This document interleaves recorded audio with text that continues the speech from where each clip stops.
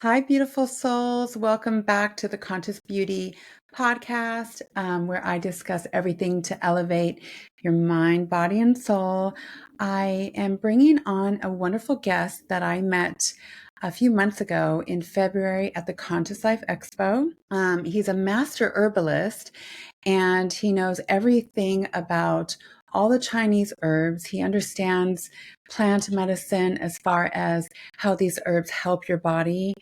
I am taking an elixir from him that he makes. He's like a super tonic elixir manufacturer. And this is actually one of the products that I am taking called Shift. And I have been testing this product, and it's designed to elevate your frequency and to raise your consciousness. So I kind of went on this whole journey starting to explore what kind of ingredients he was using and how that would actually affect me. And I decided to bring him on. He also wrote an incredible book called Raw Qi: Balancing the Raw Food Diet with Chinese Herbs. This was very informative. I learned a lot. I've always been into the whole idea of using herbs to help myself heal and to just keep a balance throughout my body. But I really didn't understand how deep this really goes. And working with plants, in particular, specific herbs, it's just so fascinating to me. So I want to share his knowledge, and hopefully he will get on soon. I look forward to sharing this podcast episode with you. Stay tuned. Hi, Hi, how are we you? did it.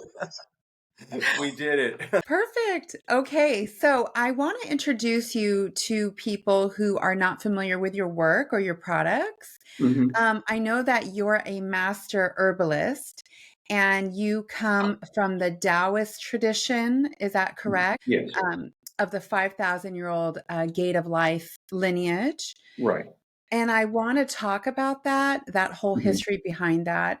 I'd like hmm to also talk about how you named yourself Rehmannia after that special herb, which I learned Okay. about in your book.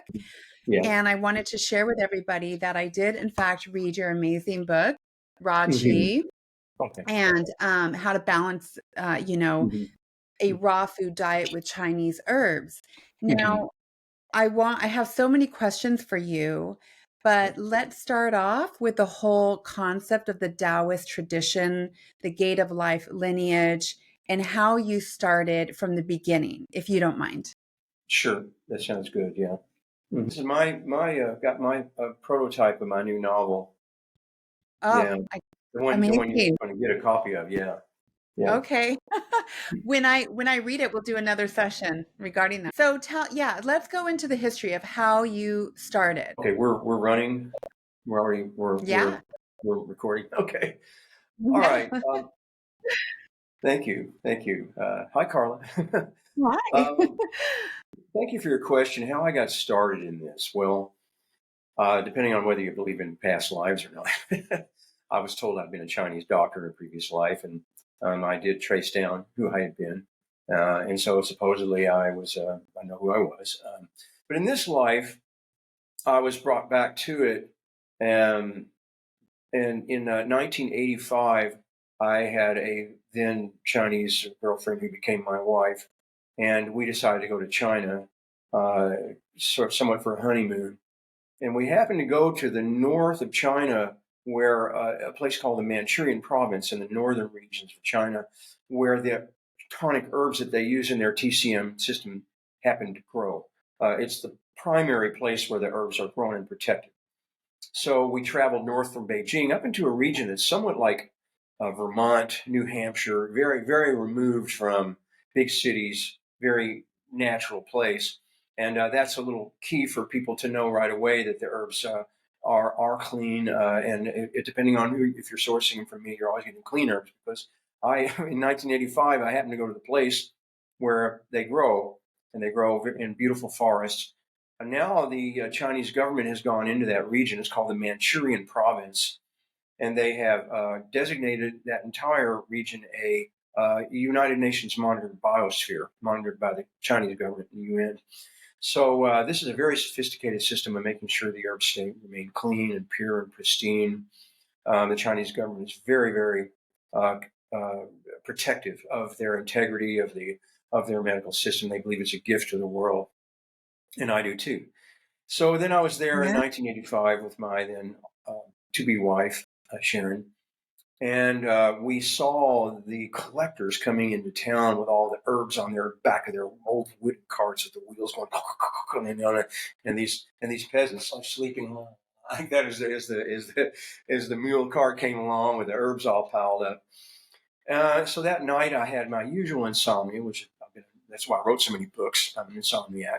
Well, went out for a walk. It was about midnight, and I stumbled into the alley that was directly behind our hotel, and there was where all those carts had come, and they had lined up in there, and there was like a dirt floor. It was like I said, around midnight, and they were doing a night bazaar of the herbs.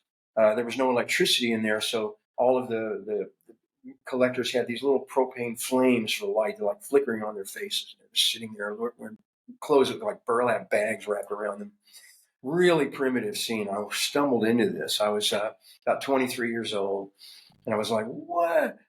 And I just was so blown away by the whole thing that we came back to America, and that's also where I saw reishi mushroom for the first time, which is I'm going to talk a lot about that. It's like my mantra herb. So we came back. We were living in San Francisco, and we're living near Chinatown. So we went down to a bookstore and found a book. And Sharon and I said, let's start making tonics. So we found this book by a man named Ron Teagarden called Chinese Tonic Herbs. We bought this book in 1986. And we started making tinctures at that time from Ho Shou Wu and astragalus and ginseng. I started learning about all of these herbs. And I remember taking our tinctures and just how I had to ride a bicycle to my job up Potrero Hill in San Francisco to get to the top of the hill. And I remember riding my bike going, oh, wait a minute, man, this stuff's for real. Yeah. And so then fast forward, we broke up in a beautiful way. We remained friends throughout the remainder of her life. And then I came back to Los Angeles to presumably get back into music. And I became a healer there. My father was dying, and I prayed to help him. I got into green juicing. I was growing everything. I lived at the Los Angeles Eco Village. I was growing all the food myself and taking it to people with various, sick illnesses with cancer and people with very serious stuff. And I was seeing some remarkable benefits from just green juicing, but I didn't really know what I was doing. So then by 1998, I did this for 5 years. I never charged anybody a penny. I just wanted to try and become a healer, in my own way. And I studied a lot during that time. But then in 1998, I came across a friend, made a friend who had multiple sclerosis, and this is an autoimmune issue that the green juices were not benefiting because, according to the doctors, the green juices were stimulating her immune system, and we weren't supposed to be doing that. Well, I sensed that something was not entirely complete about that equation, and I made a prayer, desperate prayer, one morning in 1998. I woke up in a cold sweat. I wanted to help my friend, and I just didn't know how. And I said, God, I need a teacher. I need a teacher. Then I set some conditions. I said, I want the deepest system that exists. That's what I want to learn. And so that night, the very same night, which is the way the magic of my life happens, I went out to play guitar somewhere. The Annie Besant Lodge. For those people watching, check out Annie Besant. She's one of my great heroes in history. Well, she created this little lodge in Beechwood Canyon. I went there to play guitar, and I was excited I would be playing in the Besant Lodge. And then I got done playing, and they said, now, folks, Master Herbalist Ron Teagarden is here to speak. Now, this was the morning I made a prayer for a teacher, right? Here comes the guy in the room whose book I bought in 1986. And I went, oh, my God, I'm a fan. He said, come tomorrow. So I came to his place in Brentwood the next day, and he made me his apprentice for 8 years.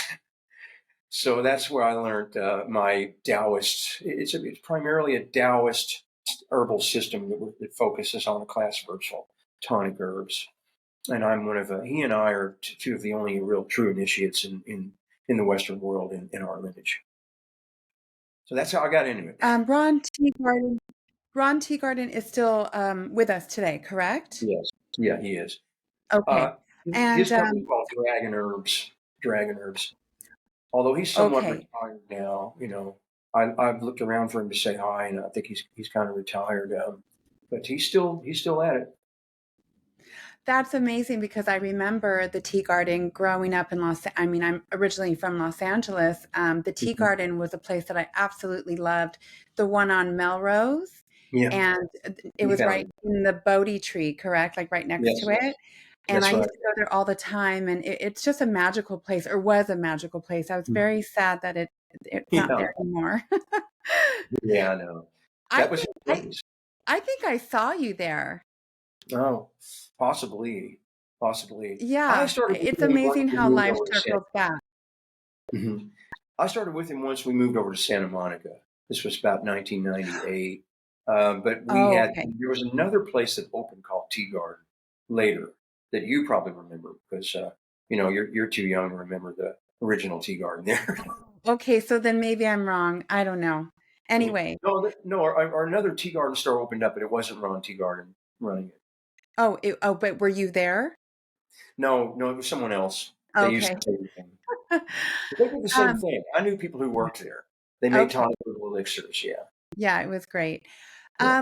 Can you go into I really want to get deep with you today because everyone kind of has an idea of Chinese herbalism, but Mhm. I don't think people, and myself included, truly understand what these plants, what these roots really are doing, what the fact that they are truly an entity of their own. Mhm. And so I want to get into that concept of how we nourish ourselves by taking the attributes of these roots and these plants Mhm. that exist in particular in that area, but in general too. Yeah. Yes. Well, that is our field is not considered a field of medicinal interest. We focus on a class of herbs called tonic herbs. Now, a tonic herb has three criteria. It must be completely safe for all people for general consumption, and that has to have been determined through many thousands of years of its use. It has to benefit more than one of the body's five organ meridians, and it has to benefit more than one of these three primary energies we call the three treasures, which are the three treasures that govern life. A tonic herb must, so in other words, it must be sort of non-specific. It has to have a general tonifying or a beneficial effect overall on the body and not so much on any medicinal application. So that's a tonic herb, and that's what we focus on. And we believe the tonic herbs are the superior class of herbalism in the world because the Chinese, I believe, the ancient masters that developed this, the brilliant ancient masters, they were correct in recognizing that prevention and overall homeostasis of the body is superior to treatment. And so they believed in the old days that if a doctor's patients got ill, that the doctor made a mistake, was not superior in his or her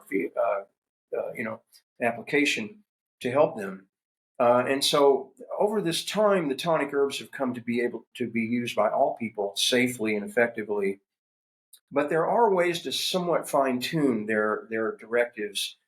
Say we want to go for anti-aging, beauty, assist our metabolism, even maybe to tonify our blood, to build blood.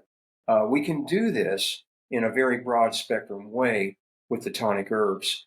And it's a beautiful system in that it can be treated almost like quasi medicinally in a way, but it's not. It's superior to that. It's about the overall wellness of your mind, body, and spirit. Mhm.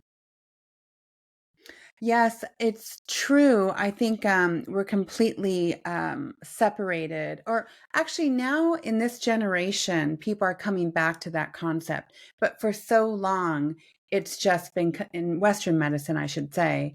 Um, the whole approach, the allopathic approach, is just has nothing to do with the mind, body, and spirit. It just No. strictly has to do with symptoms. That's it. And Yeah. symptoms are the result of something so much deeper. Would you agree? Yeah, a symptom is you can find chronic long-term building blocks that led to it, and if you trace back, you'll find common uh, origins that we can address. And that's another thing I love about tonic herbalism is that when we read pulse readings, the Chinese method of pulse, we can oftentimes trace people's problems back to their origins, and we seek to go there. We don't seek to treat the stem, we want to treat the root. So a lot of Chinese herbs are roots. The roots are symbolically, they're symbolized to treat the root. And then a lot of Western herbs and Western treatments. Well, let's look at Western herbs. A lot of them are leaves, and that would treat the surface somewhat. The topic, Oh. Mhm. whereas the roots go to the root. And our idea is to go to the source of the issue and start to work back outward from its root. That root will many times be the kidneys, kidney deficiency, adrenal depletion, anemia and blood deficiency, deficiency of the spleen, where there's kind of dampness there that can affect women's metabolism and energy and weight management and even the moon cycle. Uh, and this is an energy that we call qi. So we tonify qi to assist the vital flow of the body's energy to be peripheral. We call upright qi. This is going to benefit metabolism, weight management for young women. The menstrual cycle, blood is vital in staying up. Glowing skin, a lot of benefits when we go to the root source of many of our issues today is deficient qi. And where does deficient qi come from? Deficient food. People aren't getting out in the sun. They're not looking in the sun and getting the sun on their skin. They're not breathing deeply. They're holding their lungs in and their belly in. And then they're eating food that has no qi. So qi is the first of three energies we call the three treasures. These are the energies that we look at when we tonify these three treasures. We have complete health of mind, body, and spirit. That's what I love about our system. It's Taoist oriented. Our spiritual health is very important in this. Well, qi is the first energy. The original qi is sunlight. Now, the equation is, and you have my book, Raw Qi, there, which talks about this in there. The equation is, how does sunlight wind up in our blood and then is disseminated to the cells to create energy? And this is called qi. The sunlight is the original cosmic qi. We gather qi in three ways: through the cosmic qi on our skin, in our eyes, letting sun in your eyes in the late afternoon, go and look into the sun, and breathe deeply, the atmospheric qi. That's called qigong, right? And then the third qi is the big one. It is called nutritive qi. A heirloom tomato is a storage unit of sunlight. It's storing qi.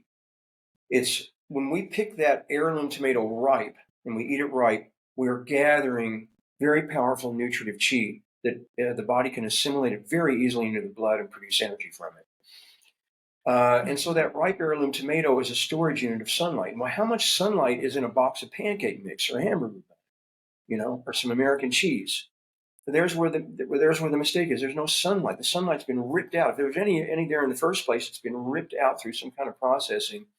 People aren't gathering the nutritive qi that they need. The heirloom tomato or ripe celery or whatever that's gotten all that sunlight. And even if people eat meat, meat that's pasture raised, those animals are out there eating all these weeds and they're in the sun, and this is all translating down to what they're consuming. That's qi. You're going to, the building blocks of your daily energy are going to be good. Your metabolic process is good, firm stools, good energy, warm hands and feet, blood upright, qi. Conversely, look what we're eating. I don't have to detail like what the stuff is on our plate, but it's pretty much bad. And there's no qi in there. There's no sunlight in it. And so people are gathering this. What are they going to expect to get as far as energy? That stuff's going to stick in the arteries and in the colon and it's plaques. And the body doesn't have anything to do with it because it has no sunlight in it. So it builds up in what we call qi stagnation. And qi stagnation is the root of all disease. If qi is not flowing freely, every osis and every itis will result out of that. So again, like I said, and our orientation is to go to the root. Look at the kind of chi a person's been gathering. Look into their diet and even their ancestors' diets, because our health is coming from our ancestors too. And then to start to work from there as far as helping people get their diet right. And then there are herbs that the great Chinese masters determined and classified to, quote, tonify qi. And these herbs are very important in today's world to help support the deficient diet and support our metabolic needs. So if we look at where is qi manufactured, we call it the spleen, but it's really the splenic arteries. Arterial system includes the arteries of the stomach, the spleen, the pancreas, duodenum, and small intestine. This is the body's oven and stove top. This is where qi, particularly the nutritive qi, is manufactured into the blood. Then the blood becomes bright red. It has hemoglobin. It's attained iron ions. It's got oxygen molecules attached to it. And the blood is bright red. And then the blood has what we call upright qi.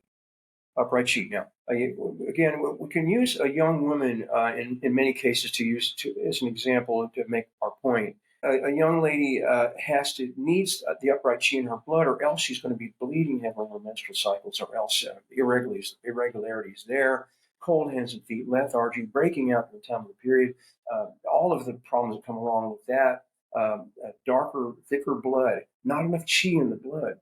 With a young guy, with a man, and in all ages of men and women, our men's blood can get kind of sticky and dirty and gooky and almost like rusty. And that's all qi stagnation. It's the root of disease. So the Chinese found herbs that go in and we say warm the middle jiao, warm the spleen. Mhm. A famous herb called white atractylodes, another called codonopsis. And then we want to warm the middle jiao by like warming up the spleen. And then there are thermogenic herbs like cinnamon twig and citrus peel. These are all found in these formulas. And my primary qi formula is called Essentia at my company, supertonicherbs.com. It is a blood fortifier, tonifier, and it's also a beauty tonic. So now what we're doing Wait, is this we're one? warming the middle jowl. Yes, all right, great. Now we're warming the middle jowl. We're assisting the upright chi in the blood, glowing skin, nice thick hair, good weight management, warm extremities, firm stools, nice regular menstrual cycle without problems. So that's in the blood itself.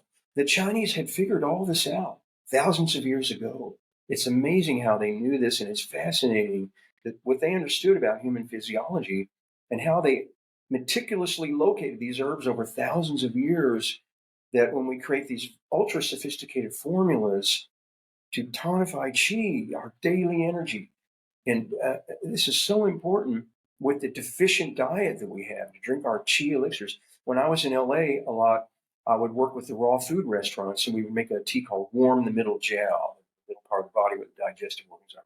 Warm the middle jiao elixir. And we serve that at Rawvolution and other places. But that's the Yeah. first review. I'd like to let you interject for a second if you like, and then we can go to other stuff. But I think it's so fascinating. I'm curious to know how we've come so far away from that. If that was in existence for thousands upon thousands of years, why do you think we just strayed from that in the Western world? that is a good question. I don't know if I can answer it. I mean, oh God, how did this happen? I guess it started happening in the 1920s when they discovered antibiotics, and then the whole idea of the laboratory breaking stuff down became this fascination with like understanding phytochemistry, right? And then they came up with what I believe is a facetious equation at that time, where they thought if you were to extract one component out of a plant and concentrate it, you would produce something superpowered in that way, like it would be a supplement or a vitamin or a drug. But it just doesn't work. The plant has God's intelligence in it. If we start trying to take out the little piece and concentrate it, we're going to create some kind Mm. of Frankenstein. It's just the way it is. But then also then combined with the rise of the need to mass marketing of food and the need to preserve it. That's where a big issue came in. How to get this food to stay on a shelf and not rot. that became a True. big Yes. issue. So suddenly there were stuff, being preservatives being put in the food, and then even little issues like food being picked unripe. It's not ripe yet, but they need to get it to the grocery 1,000 miles away, so they pick it unripe. Yeah. All of these issues rob the food of its chi.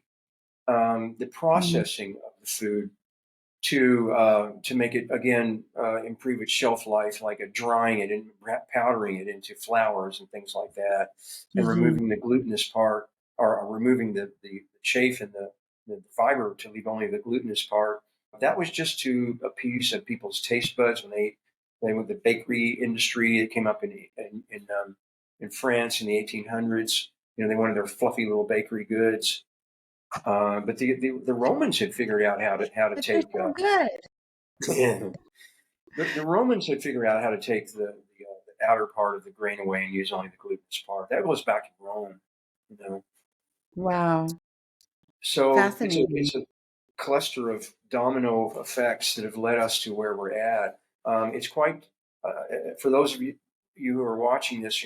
I'm sure that you're already pretty observant, but just after this discussion, just walk into any little mini mart at a gas station and just look at the stuff that's in there. You know. They're trying to come back to that. They'll have little eggs and things like that. And some celery and carrots. In a little I tin know. sliced. I know, I know. It's something we all have to figure out on our own how we can navigate through that and do the best we can by finding the right food, the non-GMO food, because then that adds the second level, third dimension to it, whatever it is. But so, you know, Yes, I know. I really, honestly, you almost can't even trust the organic industry. I mean, I've bought stuff that was said it was organic and it was toxic. I could just smell it, oh, and the chemicals in there. So it comes down again to going to your local farmers market and truly find out your local farmers market. Go in there and do two things. Look for go to the farmer and say, "Are you the farmer?" Sometimes they have somebody working for them. You say, when was this stuff picked? They go, they'll oftentimes say, oh, we picked it at 3 a.m. in the morning this morning before we came, because these wow, people are okay. warriors. A lot of these small farm people at those farmers markets, they're warriors to help us, to help us be healthy. They really want to help us. And they'll be out there at 3, 4 in the morning picking the stuff that they're bringing. And if their farm is larger than about an acre, then it's possible they could start to be needing to use inorganic fertilizers and maybe mechanized machinery, like tillers and things, because the bigger it gets, you'd have to have too many people working. So if a farm is less than an acre, then and there's a family living on it, they can do everything by hand. You can be assured the pest control and everything is being done by hand. And that's another. Then you ask them, are there pesticides in this? And many times you'll ask them, is this organic? And many times they will say, it's not, but we don't use any chemicals. You can trust that because the reason is because they can't afford to go with the organic certification, protocols. They're a small little bitty family outfit. But if they're telling you they're not using any, and you can always, you can tell when they mean it, and you can go by that. It doesn't have to say it's organic on I did learn that. You're right. Yeah. there. It's very expensive to classify yourself as organic. Oh, it's really, yeah, God bless them. It's so challenging out there. Yeah. Let's go back to Qi. And Mhm. I remember reading about Jing. Am I Yes. pronouncing it right? Can we go into that concept? Because that's just fascinating. The second of the three treasures that I mentioned is called Jing, and that is your question. And this is a fascinating thing. As I mentioned, the first treasure is Qi. Qi is simply called your daily energy needs, sunlight metabolized into your immediate energy. We're using Qi right now. We're using Qi for our hair to grow and to blink and to sit up, right? But then some of that, and again, it comes down to what kind of Qi we're gathering. Some of that chi percolates down, sort of like a fan belt, and the spleen is the governor of chi, the splenic meridian there, where all the metabolism occurs. Then there's sort of a fan belt there that carries down to the kidneys, and the kidneys are seen as sort of like a holding unit that's like a charge of that constant, getting a constant charge of chi, long term chi. Now, the kidneys hold this energy called jing, which is like concentrated qi over generations. So the ancient Chinese masters understood epigenetics, and they understood that what our ancestors are doing and what they're eating reflects on our energy today and our lives, and it's going to reflect on the vitality of our children. This is all jing. So if you want to understand the foundation of your jing, there's two ways. You go back to your great great grandparents on both sides. What were they, and your grandparents and parents? How were they living? What were they eating? What kind of chi were they gathering? Right? What was their food like? And how were they living? Were they out in the sun? And as a note here, I will say many people living on Earth today, luckily, still had great grandparents who were living somewhat more naturally. So that's why a lot of us are here today. Mm. So that's called prenatal jing. Everything they were doing is in your bloodline. You're standing on everything they did, everything they ate, how they lived every day is the foundation of what you came in with. And that's called prenatal jing. Then postnatal jing is, how were you birthed? Were you birthed naturally or by cesarean? Were you breastfed? Were you loved? Were you nurtured and cared for? Were you fed well and taken care of? And then in your teens, did you, treat yourself like crap? All these things lead us to where we're standing today. That's postnatal jing. Where we are standing today, and gene represents your foundation of what your potential, your life potential. So again, if we go to chi, that's what we're using right now to sit up and talk. But jing is the energy you would draw up if you were going to create a new painting, bear a child out of your body. The semen in a male is pure jing. The ovum is a pure jing, and that is a deeper foundation that we draw up to, that is the measure of our ability to handle stress, to be creative, to be adventurous, and to live a vital and long and youthful life is jing. So if we every day, whatever chi we're gathering is cultivating that jing for our long life. And so even if we saw this today for the first time and thought, God, I haven't been eating right, I'm going to start eating right now. Yes, you will start cultivating your jing from this moment on. So It's a you think there's process. hope? There's hope for people if they've been eating really bad for a long time. The body Yeah, can heal itself and come back to yeah, a better yeah, state. yes. And so this is, so this is chi and this is jing. Stress response, creativity, adventure, libido, all this stuff. Mhm. And that is our youthfulness. And so what happens when people aren't gathering the right chi is they go down and start draining their kidneys. They're draining their jing just to get through their days for chi. And this is where you see people age. This is where you see people who are aging more quickly than they should. A kind of just a lack of that spunk and vitality, a lack of creativity, lethargy in people because they haven't been gathering the right chi. How can they then dip down and grab up something for that more gusto of life? It's not there. The wellspring is no. So we see the kidneys as the holder of that energy, jing. And there are herbs that the great masters figured out that tonify jing. And they're the most famous herbs because they're considered the anti-aging longevity tonics. So there you have Hosho Wu, Astragalus, Schisandra, Goji, Reishi, and then others like Rehmannia, my namesake herb. These are wonderful anti-aging tonics that we can take if we have inherited weak jing. We look back and see our ancestors were eating junk food, and we came into this life struggling for our energy and our vitality and to make our lives vital. We can take herbs that tonify jing that go down to the kidneys and start building that vitality back.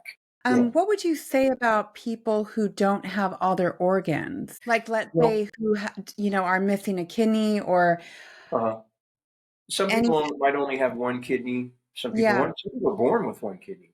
You can Mm-hmm. get by on that. But I think my uneducated answer would be just extra diligence on making sure you're eating super high chi food. You're cultivating. We can't avoid stress, But stress it causes what we call leakage of our Jing. It causes Jing to leak out of our system when we're under Mhm. stress. I'll tell you why, because the kidneys are the holders of Jing. The adrenals sit right on top of the kidneys, and the adrenals are our stress response mechanism. And the adrenals are designed to be like a little ATM draw that we can use to draw up extra energy when we need to endure something, get through some kind of architectural deadline or something, or run a race.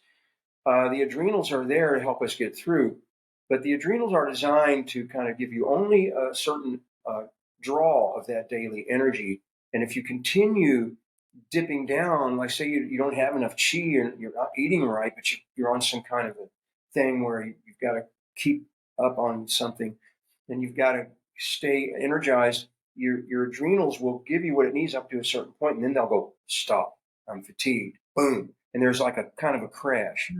Usually Mhm. around 7, 8 p.m., many people who are adrenal fatigued, who are under a lot of stress, will feel kind of shut off at about that time because in the day your body's running off your spleen and the chi energy.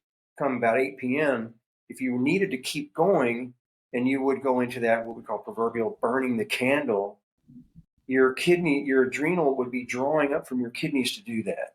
But if there's not enough juice down in that wellspring, your adrenals are going to go, no, I'm fatigued, quit, go, and there'd be kind of a crash of your energy.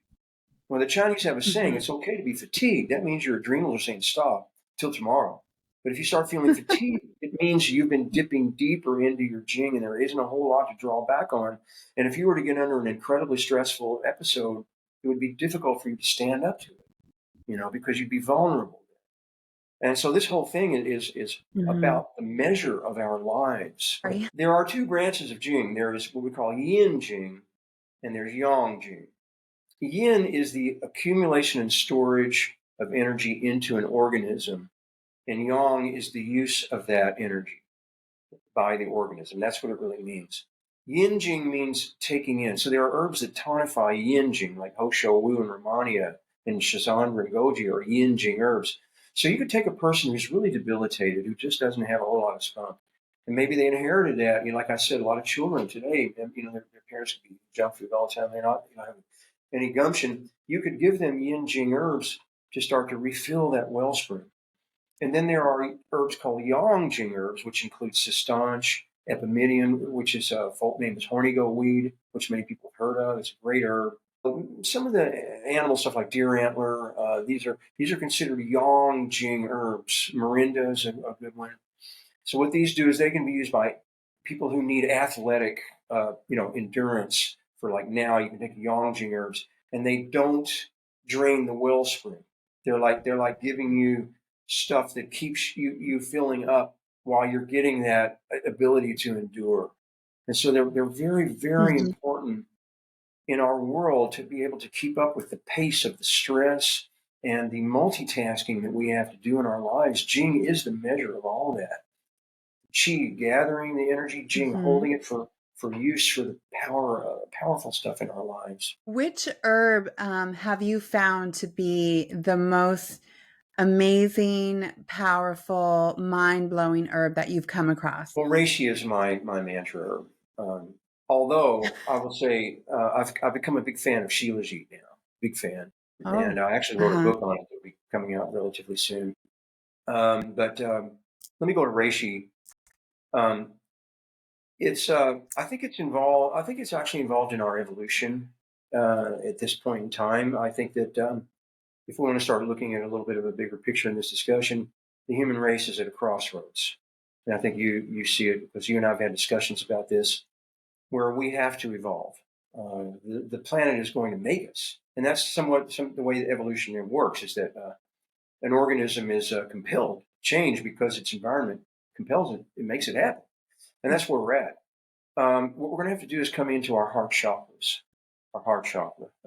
So the human race is going to move, and it's my dream and my goal and what I work toward is to help us progress from what I refer to as a spleen chakra consciousness, which is the spleen, again, is about consuming, eating and burning carbohydrates and fire and all that.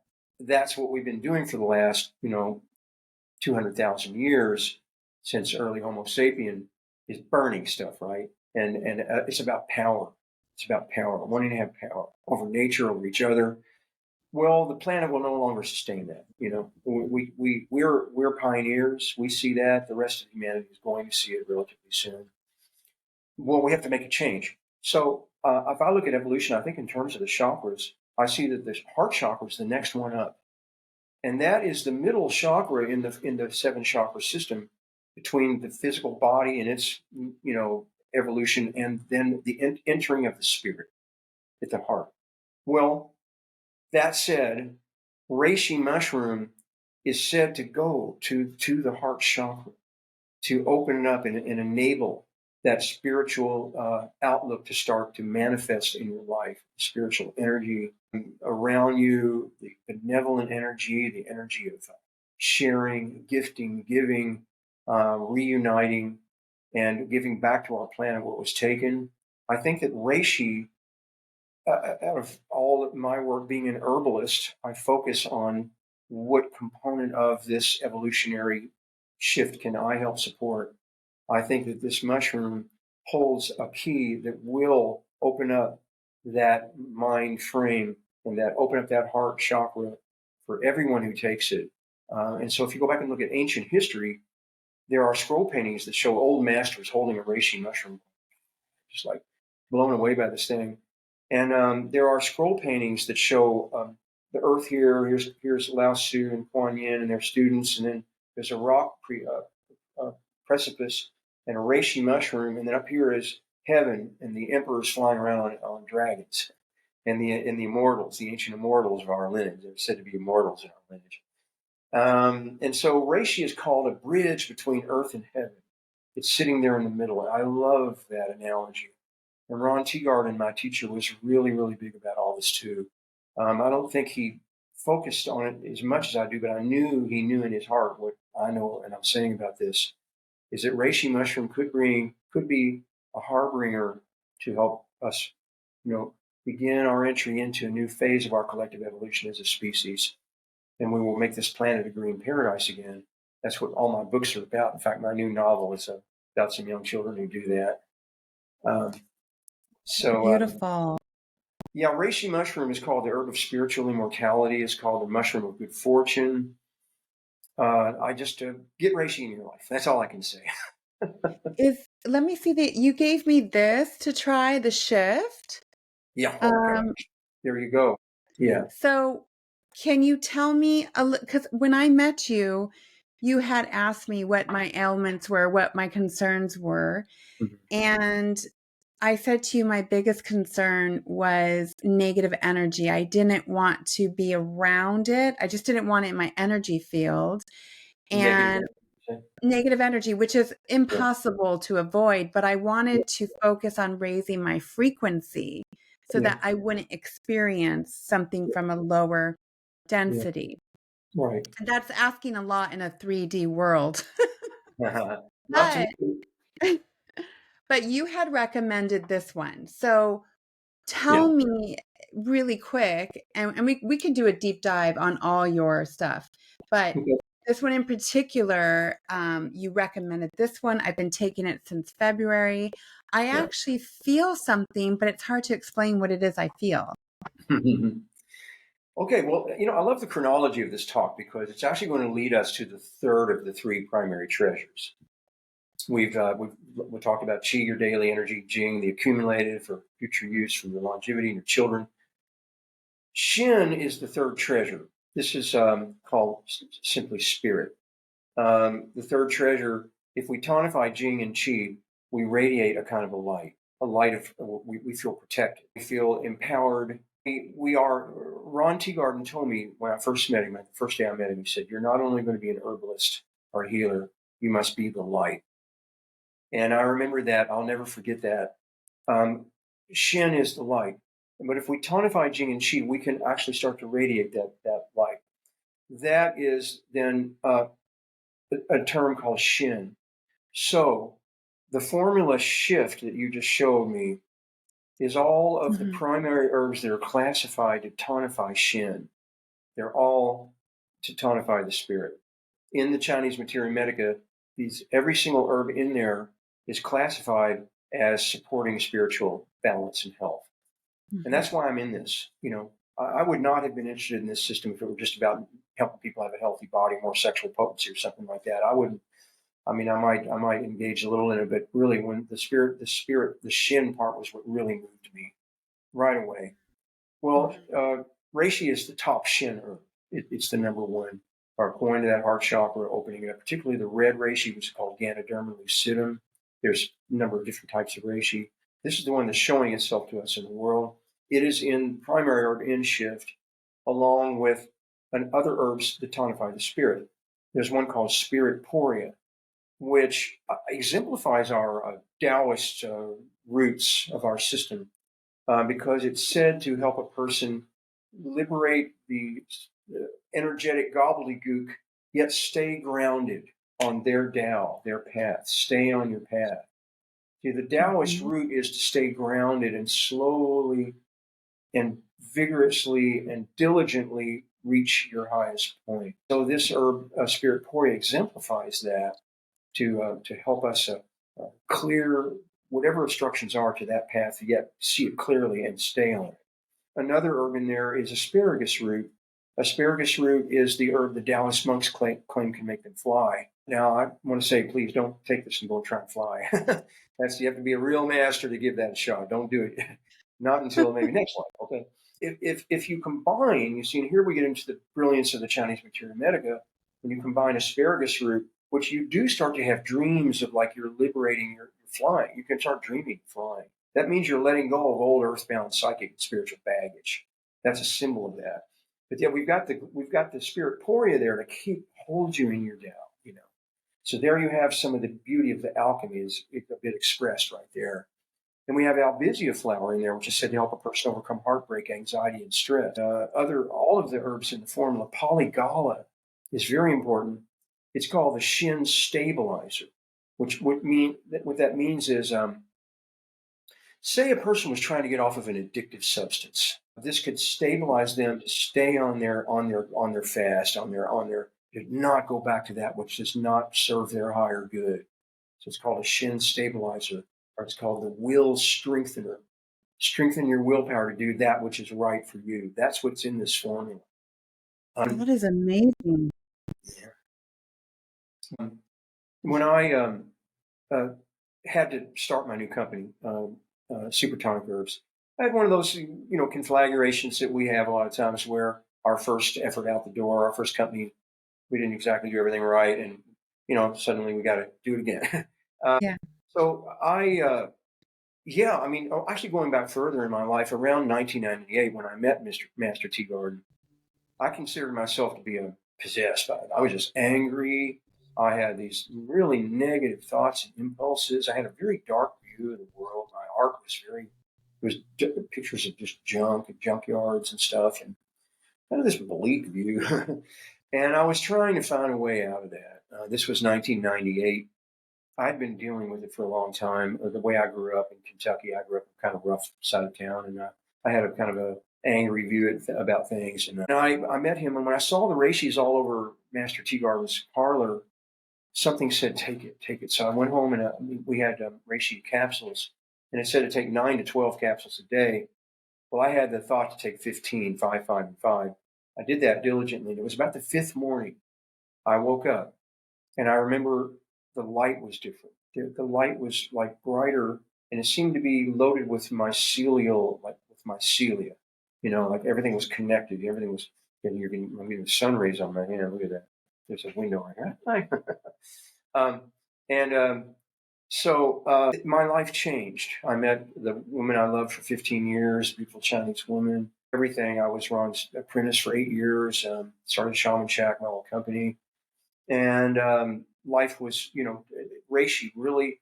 So on about that 5th day, yeah, I had this kind of a breakthrough where the light was brighter, and I woke up and I said, "Oh my God, the oppression is gone," and it really was. I still battle a little here and there. It is like you got to still be on a bit of a diligent. The dark side is there in our lives, and but it's there for a reason. And sometimes we have to be challenged still. But my life changed. So then again, going back now to about 3 years ago when my old company crashed and burned, and I found wound up back here in Louisville with nothing, broke, living in kind of a slum again, like the way I grew up.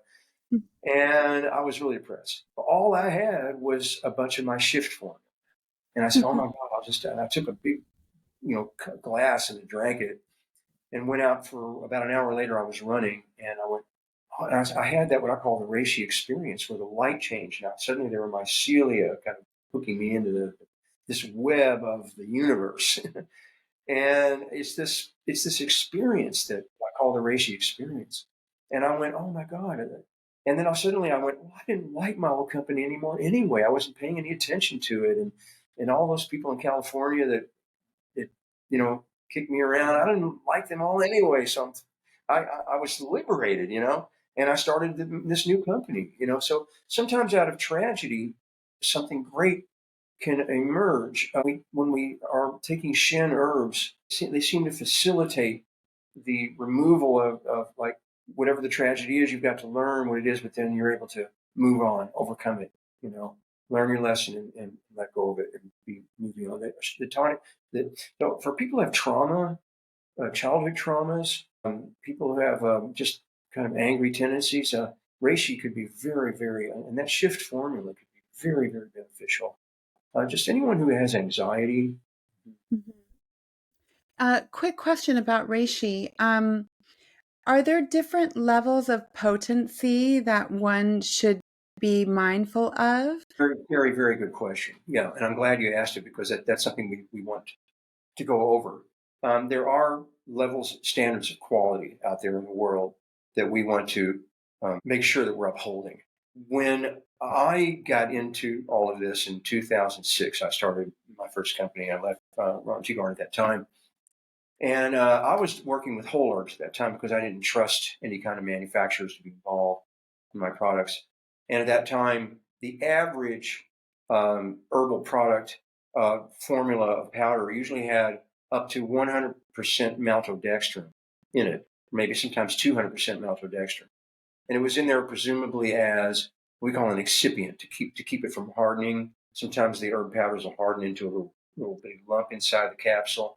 So this was called an excipient, and also or desiccant, yes, and then an excipient, which is to spread it out a little bit so that that the manufacturer can afford to sell this at a lower price, to the customer. And so I came across. I was at a trade show, and this young man from a Chinese herbal company came and he said, "Hey, I've got a 10-to-1 extract." I said, What's that mean?" He said, "It means we don't put anything in it. It's just pure extract, extracted down in a boiling process and then flash dried into a powder. And we don't add any maltodextrin or excipient in it. We can give it to you straight." And I said, "Okay." So I went up and I said, "Can I see reishi?" He said, "Yeah." I drove up to Palo Alto, walked in their offices, and he had me try this reishi powdered extract. Whoa, my God, it was just so strong and intense. It had no fillers in it. And reishi's kind of bitter to begin with. And Oh, I was yeah. like, my God, this is incredible. I said, well, how come you don't put any excipient in it? He says, well, you can tell us. What do you want, 100%, 200%? I said, how about none? He goes, well, you can't make any money that way. He goes, the average supplement on the market is $20. I said, I don't care. So I took this 10-to-1 and I went home and I said, I'm not putting it in capsules. I put it in a little jar. And I went to the Longevity Now conference where I gave the first speech on tonic herbalism at Longevity Now conference in November 2009. And I unveiled this there. And then it led to what you're seeing, all this mushroom coffee type products and everything kind of like percolated down to all that, just using powdered extracts and making drinks out of them, elixirs. Mhm.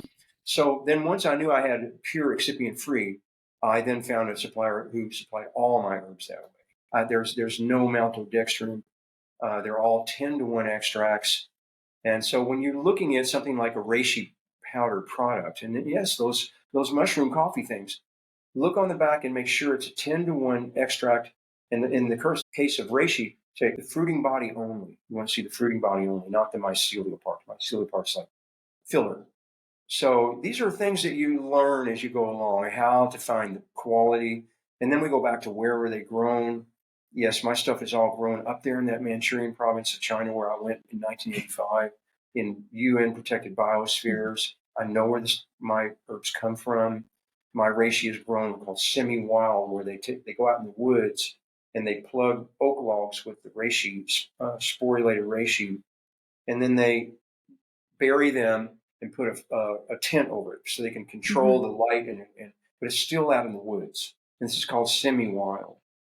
And so that's how my reishi is grown. Mm. A lot of this stuff in these mushroom coffee products is grown in hot houses on bags of oats and rice. So you can always find out, by going in. And I guess some of this comes back to our earlier discussion about where to find our food. It's the same thing with the herbs.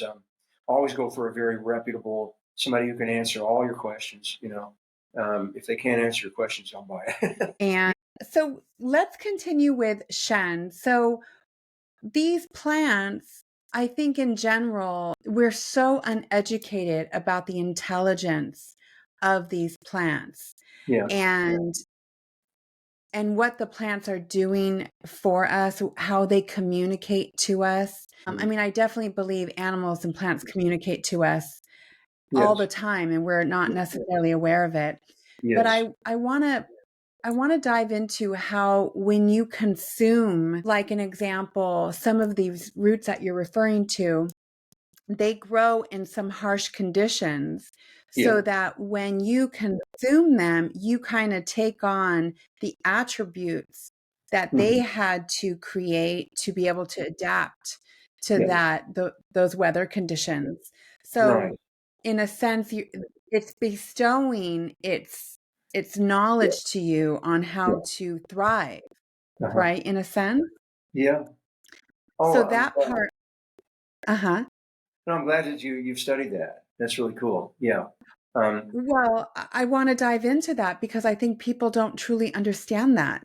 hmm No, and it's a great thing to, as we start to, get into our heart chakra civilization and to learn to listen to plants. That's what the boy does in here, and he finds reishi mushroom, becomes a wall. They call it a medicine man.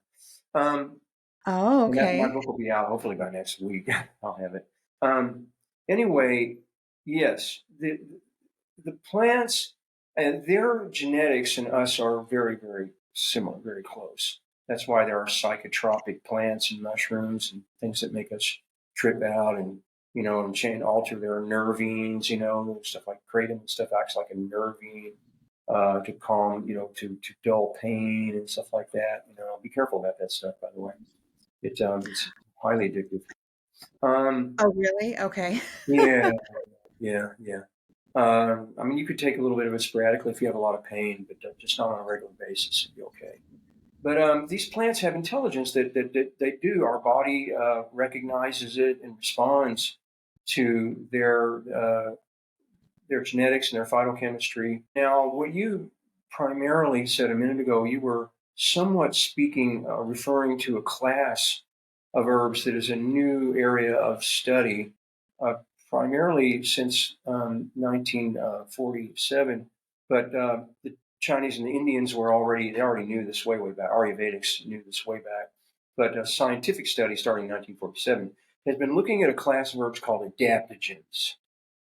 And so what happened was in 1947, the Russian government had a problem with the soldiers freezing on the battlefield up in Siberia.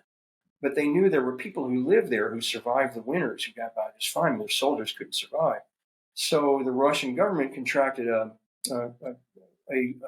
doctor named Nikolai Lazarov, to go up there with his team and see what those people do to survive.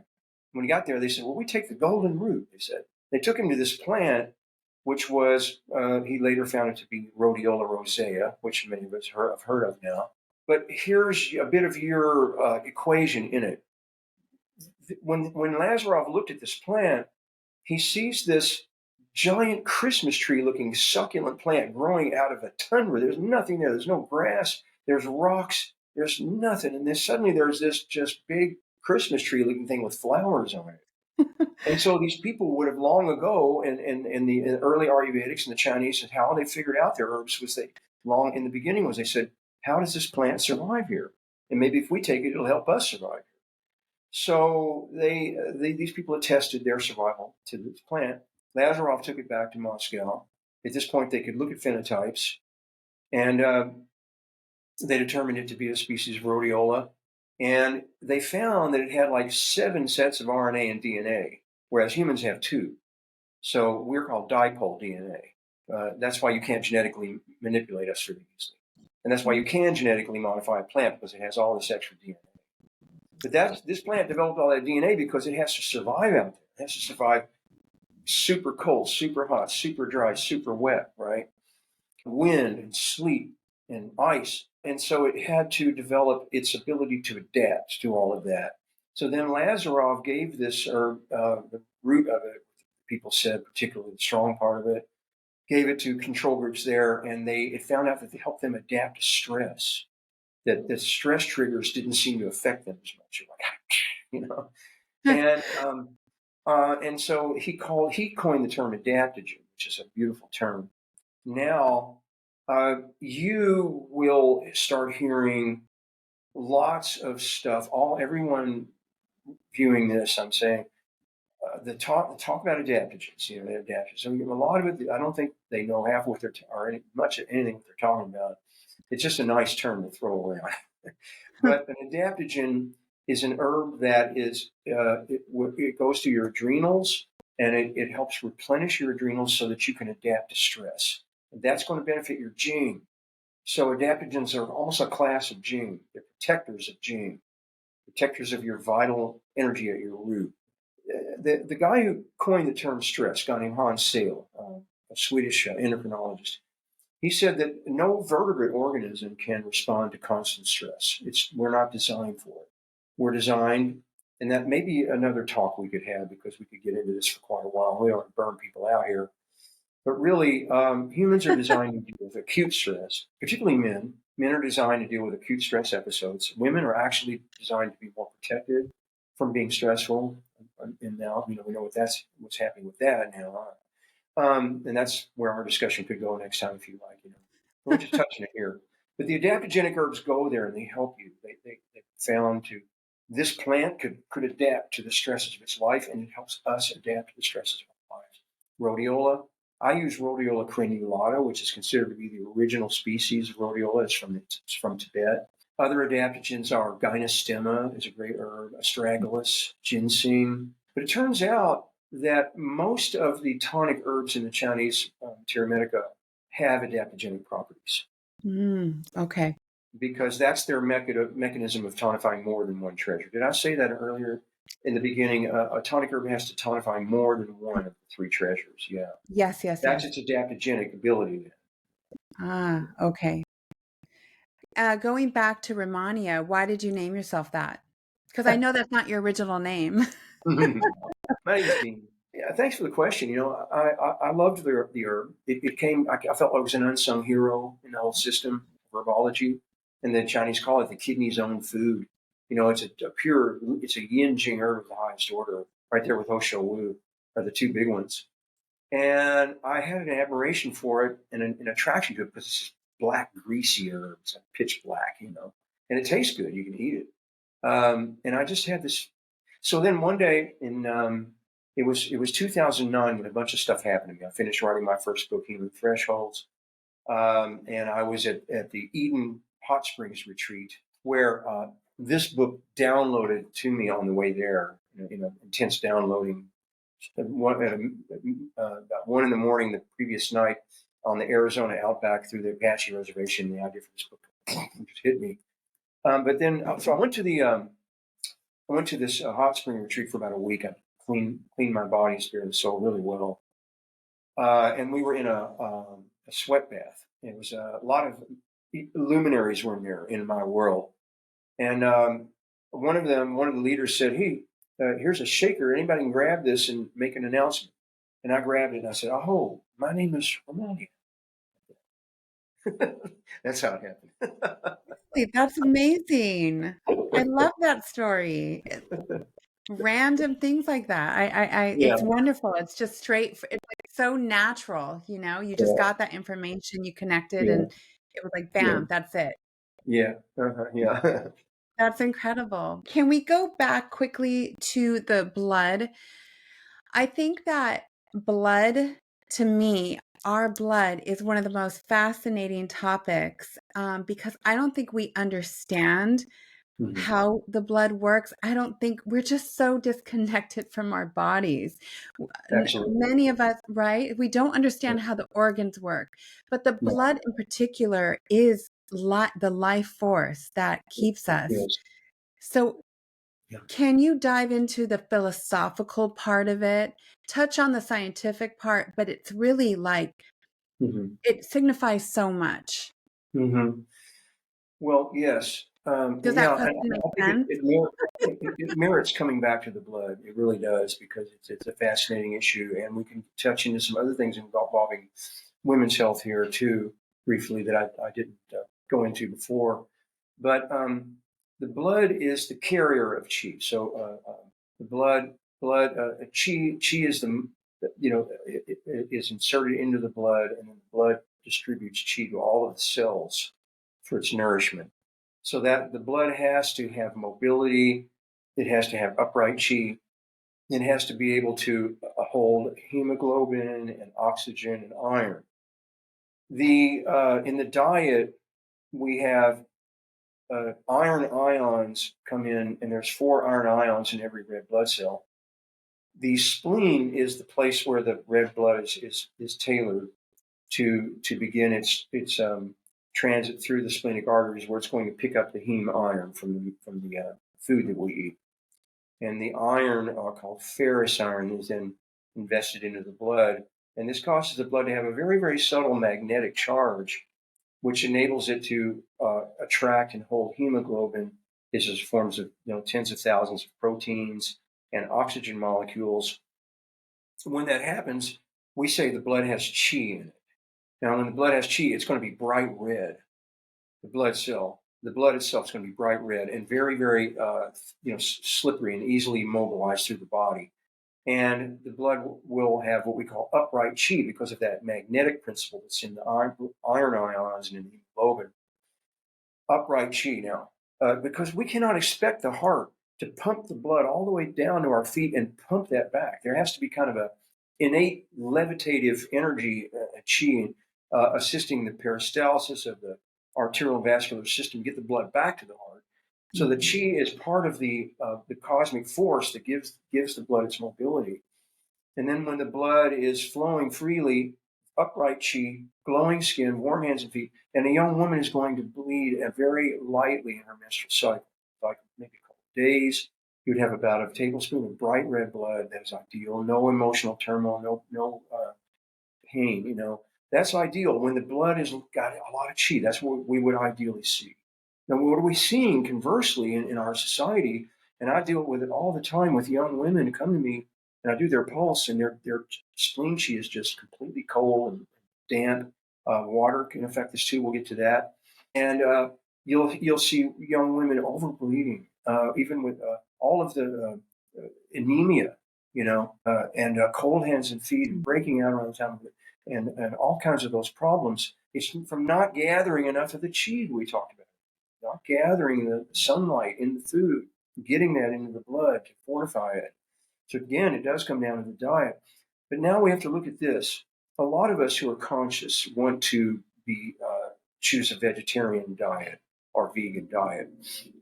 This presents a bit of a danger, but I figured out the equation. I'll tell you right away. Okay. Um, because the iron that is in the vegetarian vegetable diet is heavy iron. It's called ferric iron. It is not metabolized into a heme state, so that it's very hard for us. We only have about a 24-hour transit time in our digestion. So it's very difficult for us to assimilate that iron into our bloodstream in that 24 hours. So vegan, particularly women and vegetarian women, can get anemic because of the inability to uptake that iron. Conversely, the cow has 6 stomachs and 2 weeks of digestion, and it renders that iron through all this peptic activity into what's called ferrous iron or heme iron. So when we eat that piece of red meat, we're getting this readily available iron that goes right into our blood. And that's why you'll find a young woman, sometimes she might be choosing a vegetarian lifestyle, but she'll occasionally go, God, I'm just craving a piece of meat. I got to go eat a piece of meat. It's not the protein, it's the iron she's wanting. And that's an important thing. Now, again, we go to the great old Chinese masters because they found herbs that help, quote, build blood. And they are in that essentia formula of mine we talked about earlier, the famous herb called dong guai. This Okay. is an essential herb for any young women and men too, young men who want to have a vegan or vegetarian lifestyle in order to avoid anemia. Dong guai, quote, is said to, quote, build blood. It still isn't completely determined how, but it must work in a way to provide certain enzymes that help us metabolize ferric iron and ferrous iron for the blood. But this herb has been essential for women for many centuries in China because the Chinese people didn't eat red meat. They didn't eat it. And the red meat is particularly where the heme iron is. If we get into paleontology via Rehmannia, I mean, my own paleontological theories, I would think that Homo sapien women may have come to bleed so heavily because of the excess meat consumption since we discovered fire and tools. I don't think that human females need to bleed this much. Other animals don't. And so it's something that could be due to the fact that we were overeating heme iron. It's just a theory. You can chew on that for a while. But so the blood must attain those iron ions in order to be red and hold hemoglobin, the upright sheet. All of this, that formula essentia is ultra sophisticated. And I'd like to take the credit for being a good interpreter of this wisdom. These people have figured this stuff out. We don't know how. We don't know how they figured out over thousands of years. Maybe we assume up to 20,000 years all of this was in development. But it's a great gift that we have today. And so we have another herb in the essentia formula called ligusticum. It's also a blood-building tonic. And then my namesake herb, Rehmannia, is to fortify the blood too. And so they're in that formula. And then you have an important herb in there too in essentia called poria. And this becomes important in the blood physiology in a roundabout way because poria is said to help transform excess dampness into qi, excess dampness in the form of edema. Women in particular can get bloated around the middle part of the body with excess water retention called edema. And they're frustrated thinking, what is this? It's not fat. They're out there working and starving themselves and won't go away. It's actually water retention. It's from women tend to have what we call a yin constitution, a tendency to hold moisture and fluid. This can cause weight management issues, but it can also cause the spleen to be dampened. So it's a famous term called damp spleen. When that happens, it's like we're throwing fire on that flame of our metabolism. And that's going to affect the blood physiology and the energy itself, causing not enough upright qi in the blood, weight management issues, energy issues, lethargy, brain fog, all of those factors, loose stool and other factors like that, due to damp spleen, which can cause insufficient blood qi. So we warm the middle jowl, we help transform the damp, and we tailor the blood with qi. And this formula is so remarkably wonderful that I'm just so proud that I got to learn this, I just feel so honored. Yes, absolutely. You're a wealth of information, and that's why you're here. I just want to share this knowledge with people, and I also on my website I'll provide the link to your website and Yeah, also any kind of literature that any books you've written, people will have that link available. yeah, So they yeah, can then, impart this knowledge on others too as everyone grows older and new generations come into being. It's important that we share this knowledge. it is. Yeah, absolutely. I Yeah, appreciate this. absolutely. So, where can they find you if anyone is interested in learning more? SuperTonicHerbs.com. Okay. And then I have Super Tonic Herbs on Facebook, Instagram, all that stuff. Okay, perfect. And I'm Rehmannia Dean Thomas. You can find me on Facebook. And the thing about me that is my own dharma is not I'm not one of those people that's impossible to get in touch with. I'm not overwhelmed. I'm not super busy. I'm actually living a very simple lifestyle here in Kentucky. So you can contact me. I'm happy to talk to you about your health. I love that. I love being very close and accessible. I think my dharma is very one-on-one in this life. That is so beautiful. And when are you coming back to our side of town? When are you coming Oh, back to California? oh gosh, I wish I could soon. I'll be back there for the Conscious Life Expo like in January, but the problem is I have a Oh, little okay, business. good to know. Yeah. I have a business here in Louisville. I have Okay. an bar that I'm managing, a little food court place. I do okay, I'm getting the word out. But it does landlock me here a little bit. But I'd love to take a few forays out there this summer if possible. I Yeah, do that'd be miss LA a great. lot. And your next book that you have shown us, when is that going to be available? Right away, Children of the Hessian Uh-huh. is the title. It's a novel that I channeled in the year 2009. In what I would say I think is the most powerful experience in my life, a channeling experience. And this is my baby. I think it's the greatest thing I've ever done. I'm just really proud of it. And Wow, it's a science fiction story. It's an inspirational story about our future and how we're going to go into the heart chakra. And of course, they're still dealing with the antagonists of the book are not bad people. They're still in the spleen chakra consciousness. That's all. And these young children are thoroughly in the heart chakra consciousness, and they have to overcome a little ordeal. But it's very, very wonderful story that I channel them. So I feel blessed that I was chosen to bring this book into the world. It's that's called Children of the fascinating. Hessian. I'll have it out soon. Okay, okay. Wow. Okay, well, I really appreciate your time. I look forward to seeing all your projects that you're working on. Yeah. And I'm gonna finish these that you gave me, but Yeah.